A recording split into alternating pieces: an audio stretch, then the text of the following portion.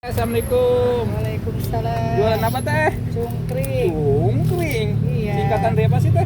Cungur kaki garingan. Keringan. cungur kaki Keringan. keringan. Jadi cungkring itu singkatan ya teh ya? Iya, singkatannya. Seporsi teh dapat apa aja? Seporsi dapat lontong, kikil sama gorengannya. Oh, jadi 3 macam nih. Iya, 3. Kikil, lontongnya berapa nih? Satu tangkap. Oh, satu Jadi tangkap teh 2 ya. Iya. Oh, satu Yang porsi di- berapa lontong ya? Yang diikat kayak pocong ya teh ya? Iya, kayak pocong. Kayak bantal bayi ya. Iya. Bayi peri. Nah, ini dapat apa aja teh? Ini kikil sama urat. Oh. Jadi di sini mah katanya kikil lagi premium ya teh ya? Iya. Dari kaki apa teh?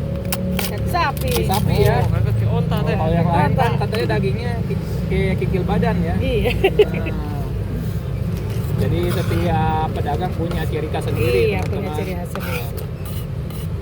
Jadi kalau mau beli yang dari kaki bisa di sini Dia harus dah. makan.